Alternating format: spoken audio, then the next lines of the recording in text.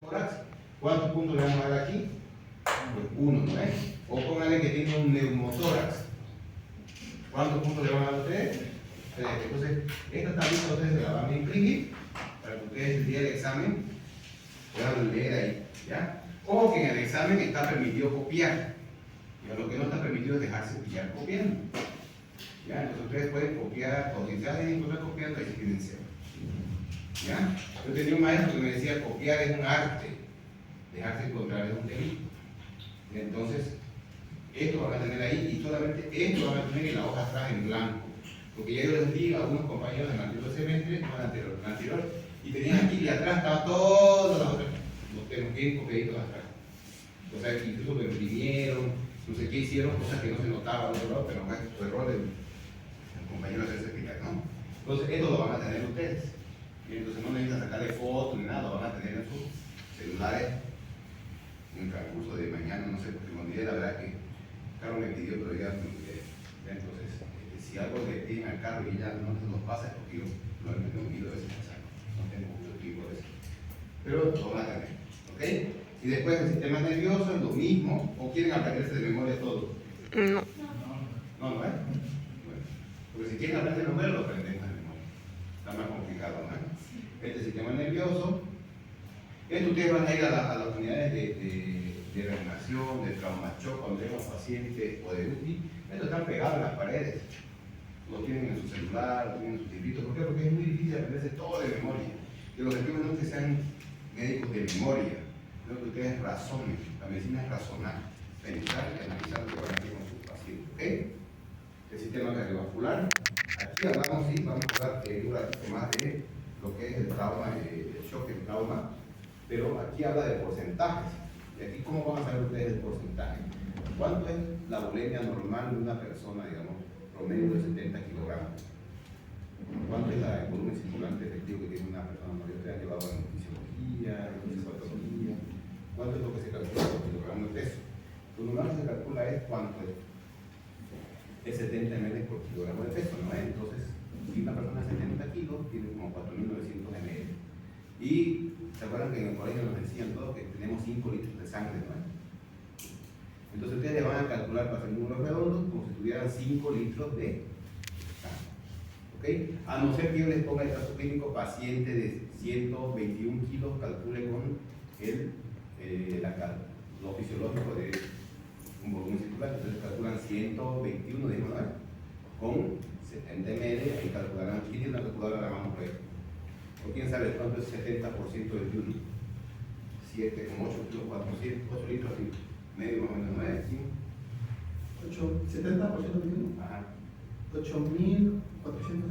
Y es casi 8 y medio, ¿no? Entonces, eso es lo que una persona de 121 tiene.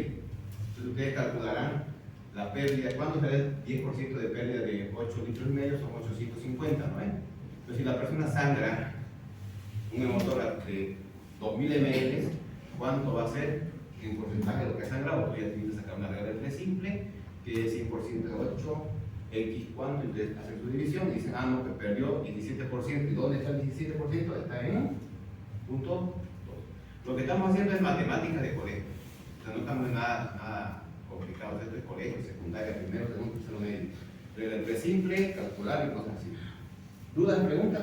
No se han olvidado el colegio, ¿no? Bueno, pues no hay problema aquí, ¿no? Pero no se preocupe, no va a ser tan complicado. Yo les voy a poner ahí cuánto tiene el paciente que ustedes no estén perdiendo. Después del abdomen y pelvis, lo mismo para las extremidades y las partes de las externas de quemaduras o abrasiones. Entonces, más o menos, así va a ser el caso clínico, ¿se ve? No, sí se ve. Así es un caso clínico más o menos de lo que debería poner de un paciente que vamos a saber qué grado de severidad tiene. ¿Ya? Entonces, ¿qué dice ahí? Dicen, un masculino de 28 años de edad, accidente de tránsito, tipo choque o volcadura, chofer muere en el lugar del accidente. Entonces, ¿qué de grave tiene que hay un muerto, no es? Entonces diga que ha sido un accidente de alta energía, un trauma de alta energía. Y el examen físico se lo voy a poner así, miren. En el cráneo el paciente tiene que, hay una fractura en el cráneo, dice, ¿no es? Dice que el paciente, ya le hicieron la tomografía, ya llegó el paciente a la sala de emergencia, le hicieron el ABCD del trauma, le hicieron las radiografías básicas, lo reanimaron, tuvieron que reanimarlo, lo que, ya está el paciente, ya está. Entonces, ¿qué encontraron en el cráneo? una fractura, pero tiene una escala de grado de 15, está consciente el paciente porque tiene una fractura. ¿Ok? La presión arterial está normal, pero hay un dato de taponamiento cardíaco. ¿Se acuerdan ustedes cuál es la triada para ver el taponamiento cardíaco? ¿No se acuerdan? ¿Pero cómo se llama? Triada de B. Bueno, ¿qué hay? Incultación yugular, ¿qué más hay? Ruido cardíaco hipofonético, ¿y qué más? ¿Qué había más? ¿Se acuerdan? Se lo he olvidado, ¿eh? Bueno, entonces, ahí la presión arterial está normal de este paciente, pero tiene un dato de un taponamiento cardíaco. ¿Qué más? Tiene fracturas costales en el 8, 9, 10, en el arco octavo, noveno y décimo está fracturado, entonces tiene un trauma de tórax. La pelvis que dice ahí es una pelvis inestable, probablemente tiene una fractura de pelvis, lo que admite una radiografía.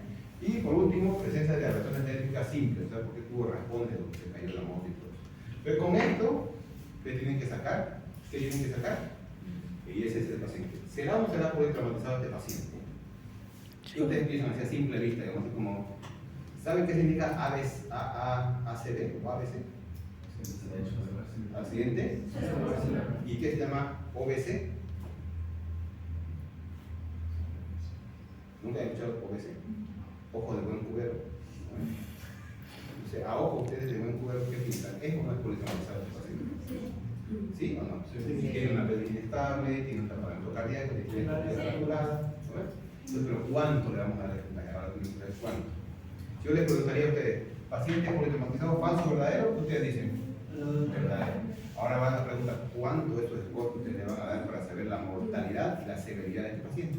Ya sabemos que está grave, pero ahora tenemos que saber cuánto es el score y cuánto está de grave el paciente. Y si tiene cuánta probabilidad de mortalidad tiene este paciente, porque el ISS también nos dice la mortalidad. Si un paciente tiene tanto de ISS, dice cuánta probabilidad de que muera el paciente ahí, cuánto no. ¿Ok? Entonces, ya ustedes van a sacar su tablita y van a empezar a ponerle los números. ¿Ok? Entonces vamos a ir. ¿Qué dice ahí? El paciente tiene ¿qué? Crédito de movilidad en el esternón. ¿Qué traduce eso? Aquí. ¿Qué traduce eso? Ya, pero ¿cuánto le daría de puntaje? En relación a lo que dice allá arriba, no sé muy bien si está que tiene el paciente tiene crédito y tiene una deformidad en el esternón, nada más dice. También dice que tiene dificultad respiratoria. Sí, con el esternón está aquí, ¿no es? Pues le duele respirar. ¿Cuánto tiene? 5 Aquí hizo una insuficiencia respiratoria aguda, o sea que está gravísimo el paciente, ¿no? Pero recuerden que el paciente tenía grado de 15, estaba consciente. No tenía 15 de grado, tenía, ¿no? No está tan grave, ¿no?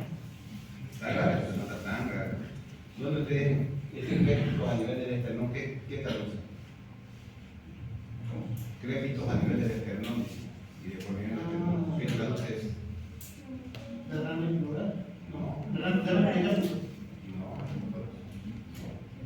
una fractura del esternón. Y una fractura del esternón. Probablemente la moto chocó y le dio fractura del esternón. Entonces, ¿cuánto le darían de punto? Ahí tiene una fractura, dice fractura del esternón. Fractura costal o esternal, no es la 2, ¿no? Entonces lo ponemos 2. Anoten ahí, anotan ahí, respiratorio número 2. Luego el sistema nervioso, que dice que tiene una fractura, ¿no es? Sí. ¿Tiene escala de grado de cuánto? De 15 puntos. Entonces, ¿dónde hay eso? En la 2. Fractura de cráneo con una escala de grado de 15, ¿no es? Y ya tenemos otro 2, ¿no es? Sistema nervioso. Ahora dice presión arterial normal y ciclo de taponamiento. ¿En dónde está eso? ¿En cuál le darían ustedes un puntaje ahí? 3, ¿no? Porque dice presión arterial normal y está poniendo que hay pérdida de volemia. Él se va a calcular entre el 20% a 30%, que vamos a hablar por la pelvis, ¿no? La fractura de usar que pero en este caso está su presión normal todavía, pero tiene un dato de un taponamiento cardíaco. Le damos 3. Después que decía, dolor abdominal moderado, o sea que no tiene el problema del abdomen. sea que pónganle que le duele un poquito, ustedes revisan el abdomen, no hay resistencia, los ruidos de verdad están normales probablemente, un FAF negativo, no hay problema en el abdomen. El abdomen está limpio. ¿Ya? Tiene dolor abdominal moderado, pero no hay nada que comprometa el abdomen. ¿No ven?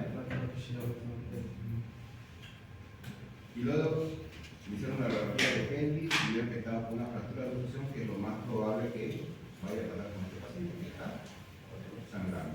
¿Dónde dice pelvis inestable por ahí? 4, ¿no? Entonces, y las quemaduras de hemorragias simples, 1, ¿no? Porque no tiene mayor problema más que pura escoriación. Entonces tenemos aquí nosotros los puntajes. ¿Qué le hemos dado nosotros? 2, 2, 3, 2, 4, 1, ¿ves? Lo anotamos, ¿ves? Entonces, ¿qué dice la regla para que calculen ustedes? Lo pueden elevar ustedes todo, cada uno al cuadrado, o sea, al cuadrado, al cuadrado, al cuadrado, al cuadrado, al cuadrado y al cuadrado, ¿no ves? O pueden tomar los 3 mayores y elevarlos solamente esos al cuadrado. Entonces aquí los elevamos todos al cuadrado, aquí, ¿no ves? Entonces, ¿cuáles serían los 3 mayores aquí? El El 4, el 9 y el 16. Entonces, ¿cuánto sería sumado esto de aquí? 4, 16, 20, 29. Entonces, ¿este paciente es politraumatizado o no es? Ustedes ya tenían, ¿no?, una idea de que es politraumatizado al principio, pero faltaba saber cuánto era el puntaje que le vamos a dar. A 29. Ahí está. 29 y es un paciente que está con un traumatismo grave. Entonces, clasifica el IS, es decir, de 1 a 15 es leve, moderado y grave. Críticos generalmente son mayores de 15, ¿ya? Pero esa es la clasificación. Los pacientes tienen un ISS de 29, ¿ok? ¿Queda duda con esto? Vamos al siguiente, a ver. Ahí está el paciente, y aquí yo les puse ya una que lo calculen en cuánto. 5 litros de sangre, que más o menos el paciente debe pesar unos 71 kilos.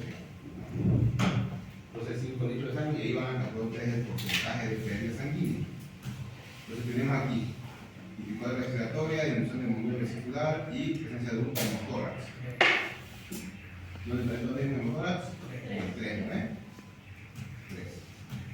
Después dice que está con apertura y con una escala de grado de 15. Hay una hemorragia de 1200. ¿Cuánto equivale en porcentaje a esos 1200? Ahí tienen que calcularlo. 5000 ml de 100%, 1200, ¿cuánto va a ser? O sea que en regla de 3 simple. No.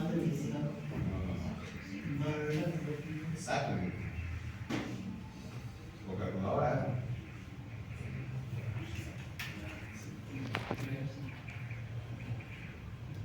¿Cuánto tiene el porcentaje de pérdida?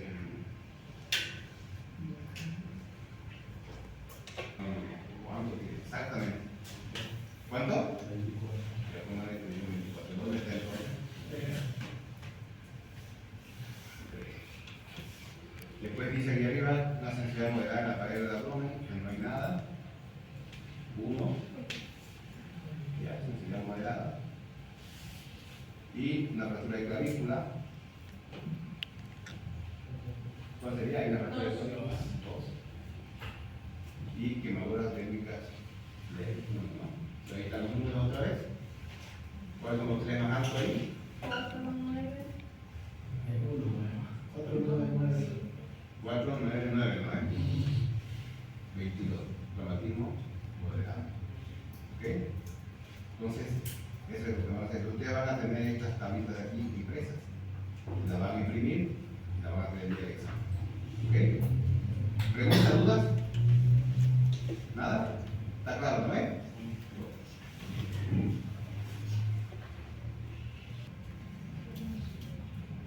Bueno, ahora vamos a avanzar el tema que es shock en trauma grave. ¿Cuál era la principal causa de muerte en pacientes politraumatizados? ¿Se acuerdan? ¿Cuál era la principal causa de muerte? Hemorragia. Entonces, en un paciente politraumatizado, ¿cuáles son los lugares que usted puede tener una hemorragia que lo puede conducir a, o sea, si te cortas el dedo vas a tener hemorragia, ¿no? Si estás con una oreja también hemorragia, pero no te va a llevar a ese tipo de... ¿Qué son los lugares lugares que a un paciente politraumatizado lo puede llevar a un shock hipovolémico. ¿Qué lugares del cuerpo? Cuello. Tórax, abdomen y pelvis.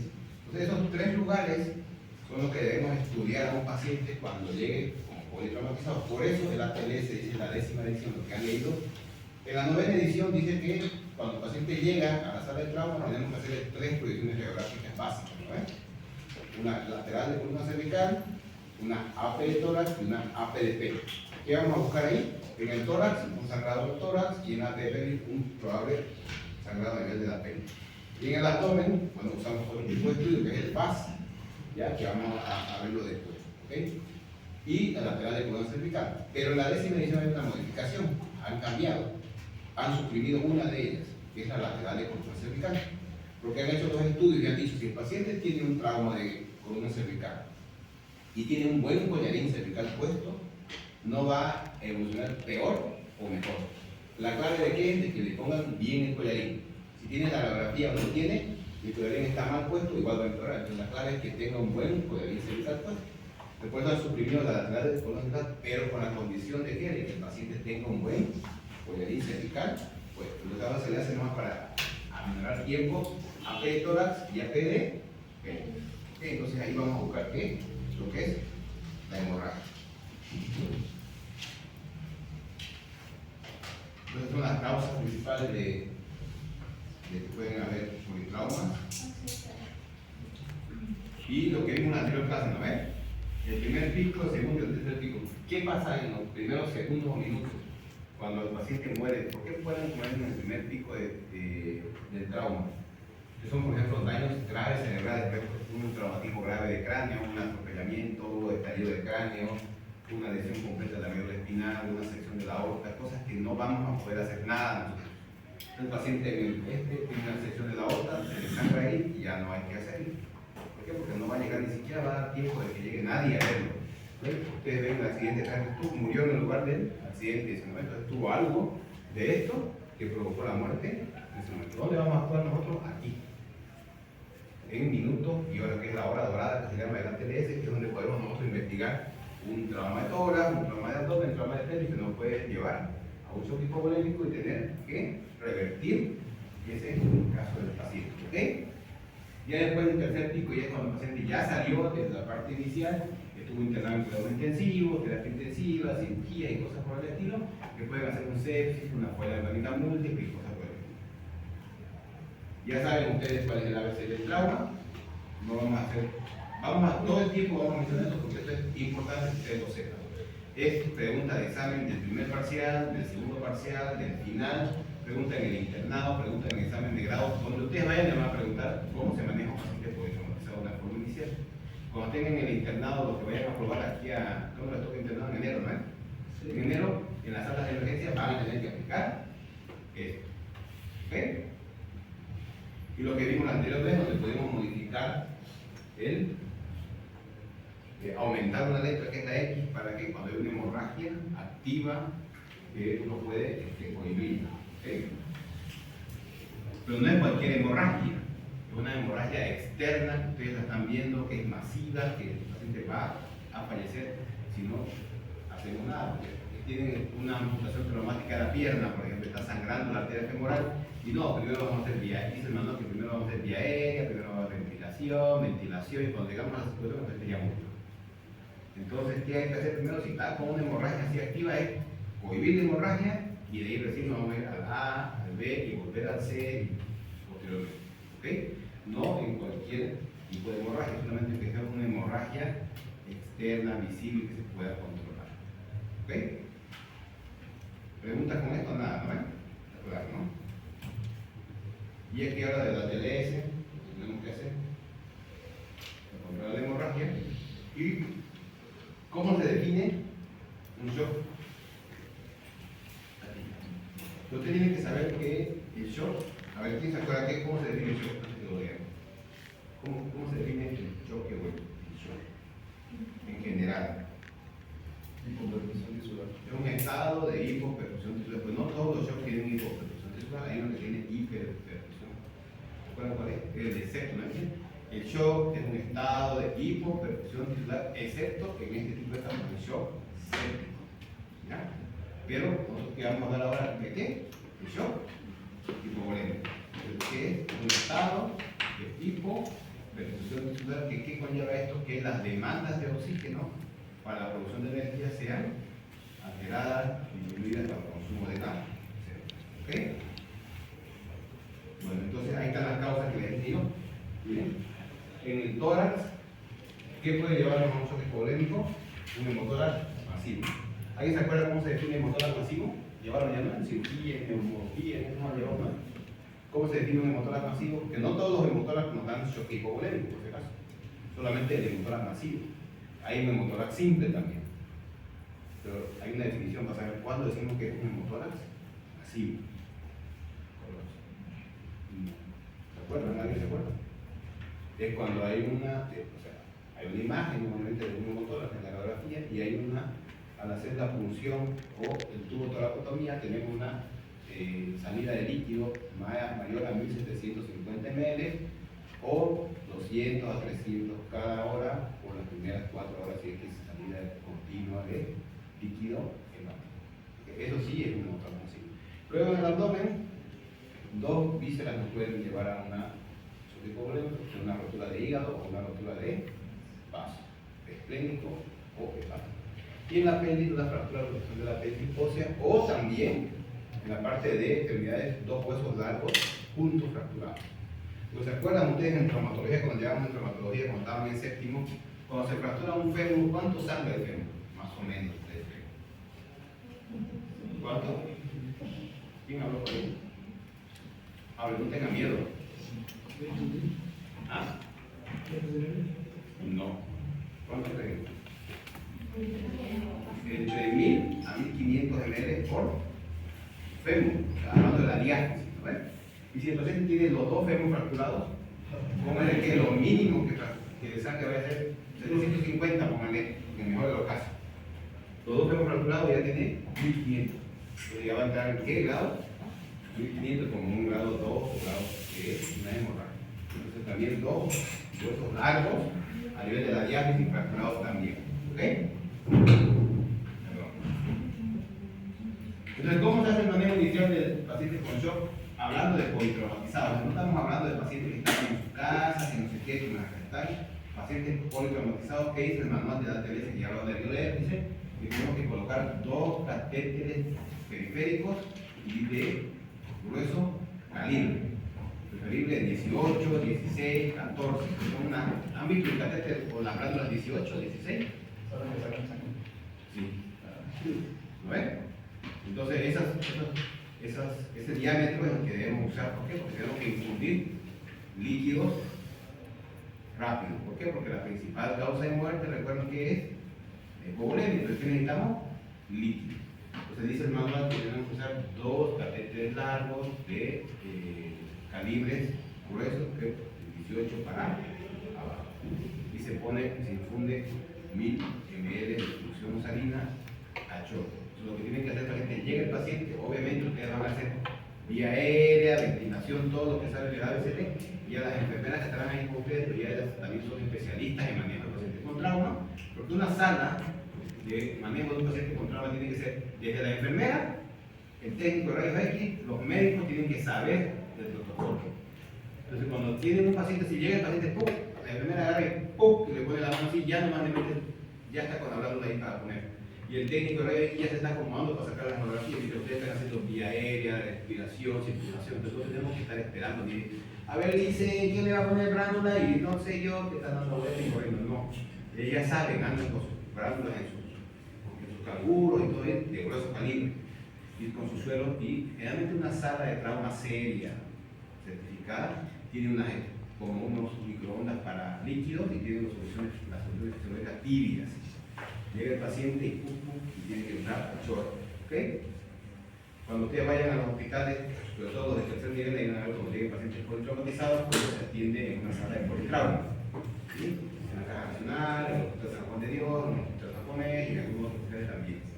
¿Ya? Pero ahí, la mayoría de los hospitales están corriendo como todo el mundo no sabe qué hacer. Por eso es importante que protocolizar el manejo, o sea, que ustedes sepan cómo debemos trabajar. ¿Ya? Cuando nosotros hagamos la parte práctica, vamos a aprender a hacer, vamos a aprender en secuencia qué es lo que va a hacer fulano, perengano, mengano, sultano, qué va a hacer qué es función de cada uno en la actividad del paciente.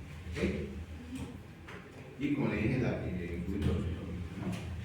Y ya una vez ustedes tienen ya dado al paciente, tienen lo que tiene el paciente, ya tienen ustedes, en el caso que tengan un sangrado, clasificarlo al paciente de acuerdo a qué, a la cantidad de líquido sanguíneo que haya perdido el paciente aproximadamente. Entonces, la hemorragia de grado 1 viene una pérdida del 15%, mínimos síntomas clínicos, la diuresis está normal, no requiere transfundir volumen ni nada, y son mecanismos fisiológicos compensatorios. Normalmente, cuando pasa esto fisiológicamente, cuando tenemos, por ejemplo, donar sangre, vamos a donar sangre, cuando nos salen como 500 ml, está menos de 15%, cambio fisiológico no tenemos, ya no nos hace sangre, no podemos hacer una sangre, uno medio mareado sale, ¿no ves? Pero después no pasa más nada, toma líquido y se recupera. Entonces, esto pasa con un paciente más o menos cuando tiene un grado 1, una pérdida de sangre menos del 15%. ¿Ok? Y el grado 2 ya va de 15 a 30, y hay taquicardia, alteración del sistema nervioso central, diuresis alterada, y hay que restituir ¿con qué? Con cristaloides. ¿Qué cristaloides conocen ustedes? Por ejemplo, yo les digo, a ver, yo soy el enfermero del hospital. Digo, doctor, a ver, ¿quién me quedó de usted? Camila, nada, Camila. Ay, yo, perdón. Estaba distraída. Está distraída Camila. ¿Qué cristaloides conoce usted para ese paciente que le vamos a poner? Vamos a restituirlo. Está paciente de tránsito, hipotenso, y yo le digo que soy el enfermero. Doctora, ¿qué? Camila, ¿qué le voy a poner a su paciente? ¿Qué cristaloides le voy a poner? Bueno, no debe decir que usted sabe que ha sangrado y es una fractura de fémur, pero el paciente está muy inquieto, no sé qué, es muy agresivo, parece que tomó su bebida alcohólica, le tenemos que poner un midazolam para que se tranquilice. Ah, no, está bien. ¿Cuándo está su pulso? No, que su pulso va como 100, su presión está de ubicada. Cuando dicen el pulso que está en 100 y la presión está en 160, tienes que pensar que está probablemente hipotenso y probablemente viene con taquicardia, ¿no? Pero me dice el doctor o la doctora que venía a la no me acuerdo, me dice, no, le está doliendo mucho, por eso es que está taquicárdico. Ah, bueno, está bien. Bueno, te venían, no sé dónde venían. Ya, vamos a esperar en el hospital. Cosa que el paciente llega al hospital, nos llaman, no, ya estamos a 20 minutos de llegar. ¿Y qué pasó? Llegaron, se puso más irritable, no sé qué, que más tarde pusimos más midazolam y lo tranquilizamos. Y un poco se está mejorando su presión. Bueno, llegó el paciente al hospital, estaba pálido el paciente, estaba taquicárdico, hipotenso, y no tenía, pues, y no estaba borracho, ni era agresivo, era que estaba con una alteración del sistema nervioso central, por la hipotensión, por la hemorragia que tenía el paciente. Entonces, ojo que todos los pacientes no están borrachos y son agresivos. Hay veces que los pacientes los dejan, y dicen, no, llegó borracho, lo dejan ahí borracho, y después van a ver lo que es borracho, ya se enfrió el borracho. Tenía una rotura de vaso, una rotura de hígado, una rotura de fémur asociada, o la pera, y no le dieron bola al paciente, ¿y qué pasó? Ya murió. Pero tienen que tener en cuenta que cuando tienen un choque hipovolémico o un sangrado, el paciente va a tener alteración del estado de la conciencia desde el grado 2. Entonces, ojo con los pacientes. Porque muchas veces, ¿cómo llegan a la clínica los pacientes? Con los hospitales, llegan con los policías, ¿no? Los policías, los ambulancieros los recogen, dicen, nos recogimos allá de la moto y ¡pac! Y te lo tiran a la camilla y no sabes ni qué le pasó al paciente. Generalmente pasa en los hospitales públicos, los que han ido a hacer turno a los hospitales públicos, así, pasa así, o no cae. Pasa así, entonces vamos, te lo dejan así. Y vos tenés que averiguar qué pasó, que llega la foto, que después llegó la prensa, que miren el Facebook del paciente, estamos viendo en el Facebook que había sido un accidente así, también el auto, está grave el paciente, y nosotros no estábamos quedando importancia. Entonces, recuerden que el estado de conciencia está alterado desde el segundo grado. ¿Ya? Ya, en resumen, este paciente tenía fractura de fémur, tenía lesión de vaso y de hígado, sacaron del abdomen como 1500 de sangrado de ml, más el fémur, imagínate, tenía 2 litros más o menos de sangrado. Tenía derecho a estar hostil, agresivo, taquicárdico, hipotenso, tenía todo el derecho el paciente. Estaba muriendo, estaba pidiendo ayuda. ¿Y qué le estábamos haciendo nosotros con midazolam? Tranquilizarlo porque muera más tranquilo. Bueno, entonces, ojo con lo que vamos a ver al paciente. Nunca administrar ningún ansiolítico, nada a los pacientes ¿Ok? Y aquí, bueno, ya un grado 3, taquicardia, hipotensión, confusión mental total del paciente. Y ya aquí que viene, coloides y cristaloides. ¿Qué coloides conocen? Pues ahí ya albúmina. ¿Qué otro conocen ustedes? Hay unos espasores plasmáticos que se llaman plasma fresco congelado. cara, cuesta la albúmina. Hay lo que se llama gelofusina, ¿han visto alguna vez? ¿Ya? ¿Pero no? ¿O bueno, han escuchado por lo menos? Son expansores plasmáticos, en caso de que no hubiera albúmina, son más baratos y se pueden encontrar más rápido en cualquier farmacia de circulación. El grado 4 ya es más del 40%, pues yo llegaría que ya es del 140, que a veces no se detecta, confusión mental y a este paciente hay que transfundir sangre y a veces el paciente ya cae en cáncer. Es otra transfusión. ¿Dudas con esto? Bueno, entonces aquí un resumen, que es lo que deben hacer en el grado 1, 2, 3 y 4. ¿Cuánto más el paciente pierde de sangre y qué es lo que tenemos que hacer? Cristaloides, hemoderivados, que se deben ver con coloritos. ¿Ok? Ahora, la fisiopatología, ¿qué es lo que pasa con el cuerpo humano desde el momento en que viene la hemorragia a que el paciente vaya a complicarse? ¿Se acuerdan la triada mortal del trauma que les pregunté? ¿La anterior clase? ¿Cuál es la triada mortal del trauma? Hipotermia. Ya, hipotermia 1, acidosis y ¿qué? Tienen que hablar fuerte, jóvenes. Este es el momento de equivocarnos. Yo tenía mi profesor, siempre decía lo que me decía mi profesor, decía, Wilson, ahora no tienes que equivocar, porque estás conmigo. Cuando no estés conmigo, ya no puedes equivocar. ¿Por qué? Coagulopatía. Coagulopatía. Entonces recuerda que es hipotermia, acidosis y alteración de la coagulidad. Una coagulopatía. Entonces, todos estos tres situaciones que vienen en la fisiopatología del choque hipovolémico. Entonces, ¿qué es lo primero que pasa? O sea, cuando ustedes, ¿no? Cuando un paciente tiene una lesión y tiene una hemorragia, ¿qué es lo que primero hace el cuerpo como defensa?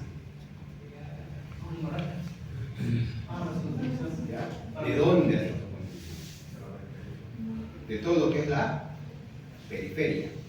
¿Por qué? Porque no necesita sangre en la piel, no necesita sangre en los huesos, en los intestinos, no necesita sangre en el cuerpo. Entonces el cuerpo es sabio, fuimos creados por una cuestión muy sabia que dice, bueno, falta sangre en los órganos vitales, que es corazón,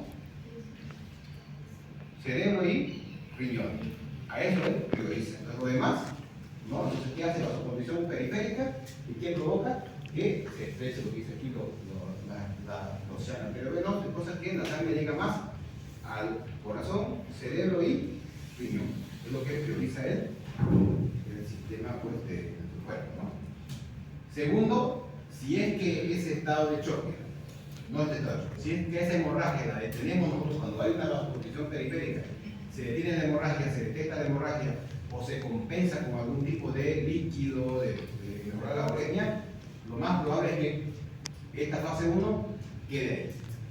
¿Okay? Entonces, en la fase 1 del choque hipovolémico, compensamos nosotros al paciente, nos damos cuenta y ya no llega a una fase, le cortamos la cadena aquí. Entonces, ¿qué es lo importante que debemos saber nosotros? ¿Qué? Detectar dónde está sangrando el paciente. ¿Y dónde sangra frecuentemente el politraumatizado? Tórax, abdomen y pelvis. Entonces, cuando ustedes tengan un paciente, vayan a ver su tórax, su abdomen, su pelvis del paciente. ¿Sí? ¿Por qué? Porque eso nos va a poder a ustedes ayudar a qué? A parar. Una lesión de pelvis, ¿cómo lo vamos a parar? Con una faja, una sábana, que vamos a encontrar en cualquier hospital. No hay una sábana, tu cinturón, tu camisa. Entonces podemos parar la hemorragia y vamos a qué? A evitar que vaya el paciente avanzando. Entonces cuando vayamos a hacer la parte práctica vamos a aprender cómo se pone una faja de una forma adecuada, porque yo he oído en los hospitales, a veces los veo los internos, hay que poner una faja y están, así que están los dos piqui, cabeza con cabeza, no saben cómo poner la faja.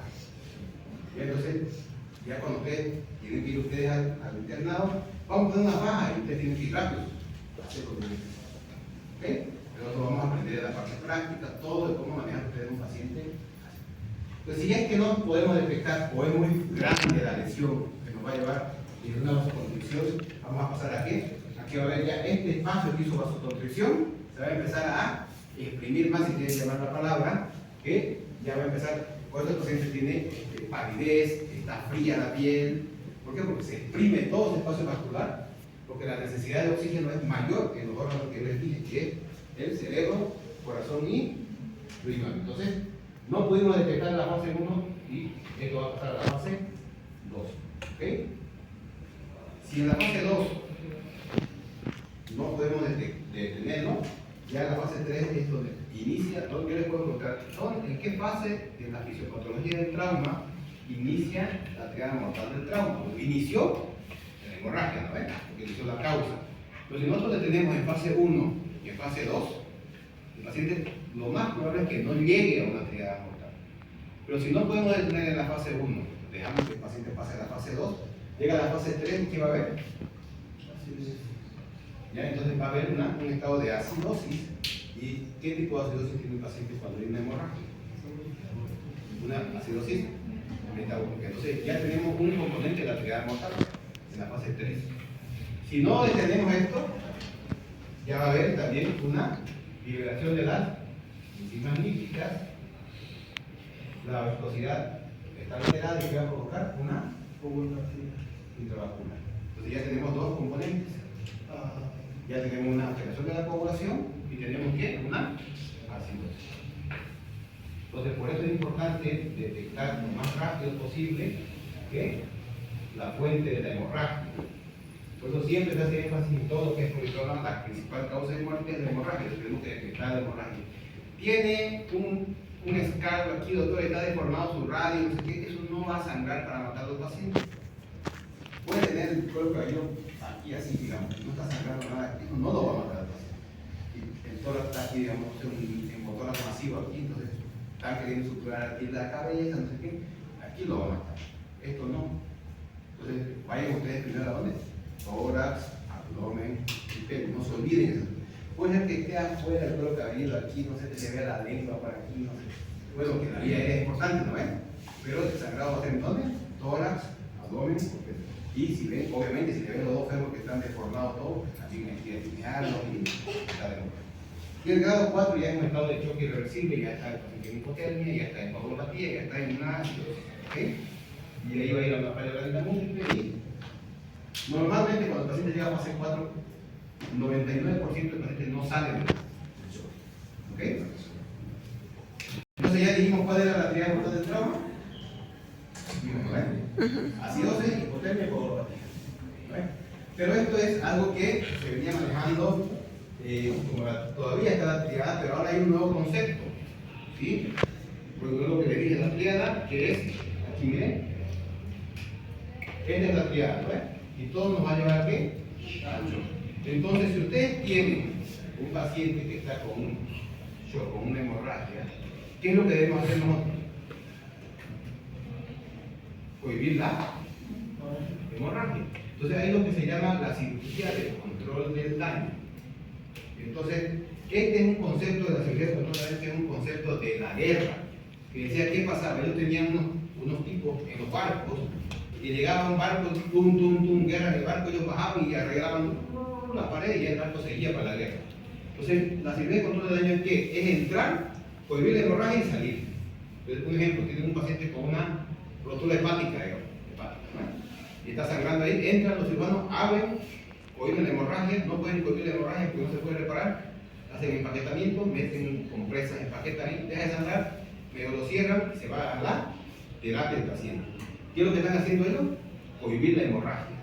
Lo compensan al paciente, 3-4 días después entramos al quirófano aquí a terminar de reparar el hígado. Si es una pelvis abierta, le ponemos un fijador externo, va a la terapia y después ya de 3 días, 4 días, ¿qué? Operamos de forma definitiva. Lo que hay que hacer es ¿qué? Cohibir la hemorragia. Evitar que esa fisiopatología que vimos nosotros hace rato siga avanzando. ¿Y cómo va a disminuir? Cohibiendo la hemorragia. Pero ahora hay un nuevo concepto, se llama el diamante del trauma. Ya no es la triada, sino que aumenta ¿qué? La hipocalcemia. ¿Por qué? Porque este también actúa en la coagulación, en la acidosis y en la hipotermia. Entonces han visto que la medición del calcio también es importante en la determinación del trauma Ya, entonces también ya aumentamos ahora una hipocalcemia, ya no sería una triada mortal, sino sería el diamante letal del trauma. Entonces son 4 cosas que vienen enfocadas en, ¿ok? Y luego, bueno, aquí ya viene un ejemplo nada más de qué es lo que puede ser en cada uno, un hemotórax masivo en el tórax, cómo lo vamos a ver nosotros así, miren. ¿Cómo describirían esta radiografía? Ahí tendrán de la clase. Yo les pongo esta placa de radiografía y les digo descripción de la radiografía. ¿Cómo la describirían? Aquí se anima a describir la placa. Radiografía del tórax anterior, posterior. Ya. ¿Qué más? Bueno, está bien. Primero, el primer paso es describir qué tipo de radiografía. Entonces tenemos una radiografía. Si es paciente politraumatizado, obviamente va a ser AP, porque el paciente va a estar echado, ¿ves? No puede ser PA, tiene que ser boca abajo. Entonces una AP, antero posterior del tórax. ¿Y qué vemos ahí? ¿Qué es lo que le llama la atención para ustedes? ¿Qué es lo qué les llama la atención? Recuerden que hay 2 colores en radiografía, negro y blanco, no hay medias tintas. ¿No ven? Negro, ¿qué es? Aire. En radiolúcido, entonces aire. ¿Y lo blanco qué es? Líquido, radiopaco, ¿no ven? Y recuerden, en politraumatizados, todo lo que sea líquido es sangre, en segundo lugar es sangre, en tercer lugar es sangre, cuarto sangre, todo es sangre. A no ser que el paciente tenga un derrame pleural así, estoy ahí en una ambulancia, la ambulancia se chocó, ¿no? Y después dio mucha coincidencia, ¿no? Pero todo lo que sea líquido en politrauma es sangre. ¿Sí? Entonces, ¿cómo vamos a ver? Vemos una radiografía antero-posterior de tórax, en la que podemos ver el hemitórax derecho, ¿no ven? Derecho, se ve la trama vascular, se ve el broncograma aéreo, no hay alteraciones, ¿no ven? Pero en el izquierdo, ¿qué ven? Hay un nivel hidroaéreo y una presencia de una radioopacidad, que no debería estar ahí. Si ustedes ven radioopacidad en una radiografía de tórax, se traduce a ¿qué? Sangre. ¿Y el diagnóstico sería qué? Un hemotórax. Si va a ser masivo o no masivo, va a depender de qué? De la cantidad de líquido que saquemos. ¿Okay? Entonces, recuerden, todo lo que sea líquido en trauma es sangre. No hay más cosas, sangre. ¿Ok? Y ahí, bueno, hicieron una toracotomía a cielo abierto para hacer masaje cardíaco, porque era una hemorragia grave. ¿Sí? Aquí hay otro, miren. Igual, ¿no ven? Un tórax que tiene en el lado, un hemotórax izquierdo. Una lesión de pelvis severa, miren. Aquí le han puesto una pinza para cubrir la hemorragia, probablemente estaba sangrando ahí, le han puesto una pinza para que evite la hemorragia, pues, ¿no? Una lesión grave de perineo también, de la pelvis. Igual miren esta parte de aquí, son estigmas de lesiones de pelvis, cuando ustedes vayan a ver esto. Si ella tiene, miren, ¿qué se llama esto? No me va a decir ampolla. ¿Qué es ampolla o abrazo? ¿Qué se llama? Criterio. Esto es en medicina, ¿vale? Y aquí hay una radiografía de pelvis. ¿Ok? Ahí es. Una radiografía de pelvis. Entonces, vamos a avanzar una clase especial, vamos a hacer una clase especial ahora para ustedes cómo tienen que ver una radiografía de tórax, una radiografía de pelvis, qué es lo que tienen que ver, qué es lo fácil para que ustedes vean. O sea, cómo van a ver de entrada y evaluar. Tienen ustedes 30 segundos después de la radiografía y ya tienen que saber qué van a hacer con el paciente. Es un hemotórax, un neumo, una lesión de pelvis, sangre, un sangre que tiene. ¿Ok? Y qué es lo que vamos a hacer es ponerle una faja pélvica. Vamos a aprender cómo poner la faja pélvica, pero normalmente se tiene que poner, ¿dónde se tiene que poner? En la región del centro de la faja, tiene que estar a nivel del pubis.